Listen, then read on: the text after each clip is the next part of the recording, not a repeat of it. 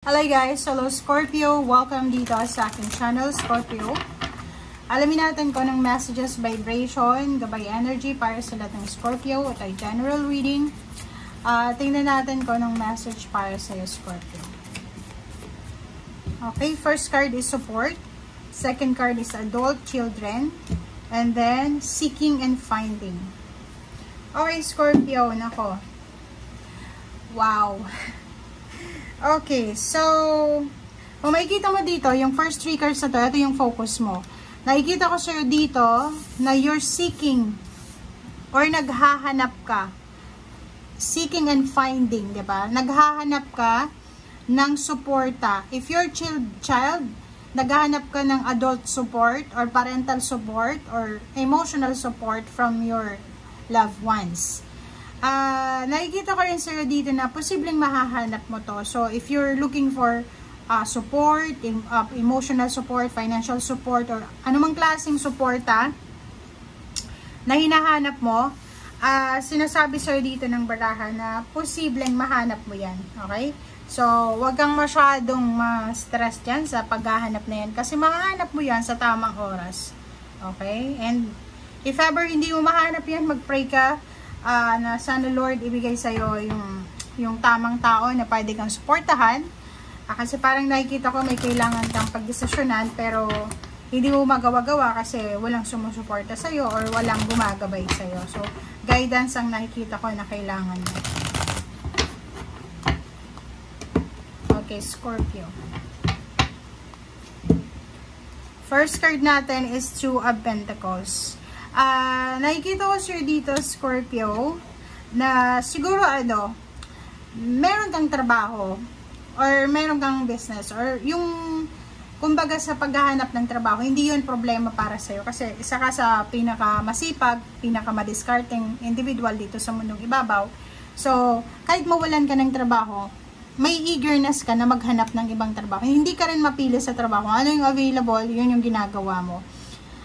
Dito sinasabi ng barahan na may pera ka man or wala, may trabaho ka man or wala, kailangan mong maging matalino sa pag-manage ng pera mo. 'Di ba yung pagbabalanse?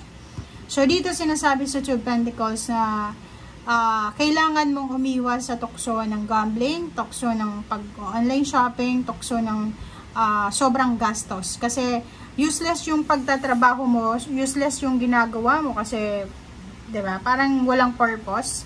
So, dito sinasabi, maging maingat ka, maging magaling ka, maging matalino ka, maging wise ka sa paghawak ng pera. Okay, next is Tarot Illuminati the Journal. Is good news siya.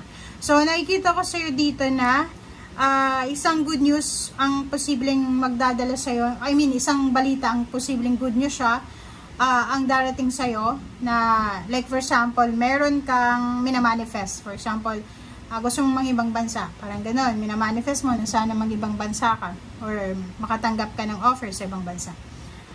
Tapos, dito sa Pilipinas, merong mag-o-offer sa'yo ng same amount of salary ng kikitain mo sa ibang bansa. So, posibleng nakikita ko na magdadalawang isip ka kung itutuloy mo ba yung pangingibang bansa or tatanggapin mo yung ino-offer sa'yo. So, nakikita mo dito na kinakailangan mo ng guidance. So, if ever lang, yun nga, kung wala kang adult na pwedeng maka-guide sa'yo, parents, or pwedeng mga tiyahin, tiyuhin, or kung sino man na mentor na pwedeng matured, pray. Kailangan mag-pray kasi humingi ka ng guidance sa ating Panginoon kasi kahit walang mga tao sa paligid mo, pag strong yung faith mo sa Panginoon, yung connection mo, siya sapat na para sa'yo. Okay? Wow. So, nakikita ko siya dito na kung ano man to na Six of Cups na pinagdaanan mo sa buhay, ang Six of Cups is all about yung past mo. Past relationship, past pain, past heartaches, past celebration, or basta kung ano man masaya, malungkot na past mo, nakikita ko sa'yo dito na magkakaroon ng pagbabago ito. In terms of money, relationship, information, communication, work, career, travel. So, nakikita ko na magbabago, Scorpio, yung plano mo sa ngayon. Magbabago ka ng plano. Parang ganun lang, biglang magbabago yung plano mo. Okay? Next card is Princess of Cups, Scorpio. And wow. So, nakikita ko sa'yo dito, isang financial offer, isang babae yung mag-offer sa'yo ng financial new beginnings or financial journey na pwedeng magdala sa'yo ng Four of Wands. So, Four of Wands is all about family stability, foundation, security, parang gano'n. So, pwedeng nakikita ko isang babae yung mag-offer sa'yo ng pagkakataon para makaipon ka ng pera, makapagpatayo ng bahay, makapagpakasal, or posibleng maging stable, maging settle yung mga bagay-bagay sa buhay mo na hindi balanse. Okay? So, Princess of Swords, diba? Good news, information. So, nakikita ko sa'yo dito isang balita ang posibleng darating sa'yo na magdadala sa'yo ng sobrang saya. Excited ka dito So, comment down below, Scorpio, kung ano yung papasukin mo. Ano ba yan? Business ba yan? Trabaho? Basta, kung ano man tong balita na darating sa'yo, sobra kang magiging masaya. Sobrang happy and satisfied and fulfilled ka. Okay? Okay, Scorpio. Tingnan natin dito sa third deck natin. Okay. Page of Wands. So, all about future. Tingnan natin. Ano ba yung napipredict mo para sa future mo? King of Swords. So, nakikita ko na may isang Scorpio dito na talagang focus na siya para sa future niya. Hindi siya masyadong nakafocus sa kung anong nangyari sa ngayon. Ang focus niya is yung future niya. Okay. So, dalawa yung Two of Wands mo dito. So, ibig sabihin dito, maraming choices, maraming option ka na pinagpipilian para sa future mo. So, hindi ka pa sigurado sa ngayon kung ano ba talaga ang gusto mo.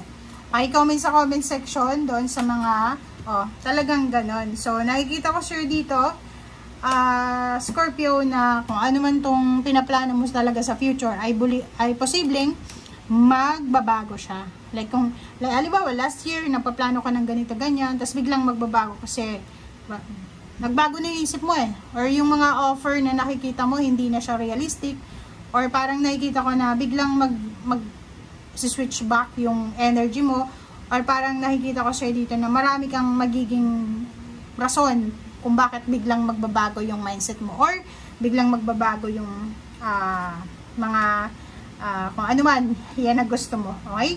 And nandito yung Three of Pentacles. Kaya nga nakikita ko, you're seeking, you're finding adult children support. So, nakikita ko siya dito na makakahanap ka ng mga suporta na kailangan mo, lalo na kung tungkol ito sa pera or relationship. Basta yung mga wise decision or wise na mga decision making na kakailangan mo.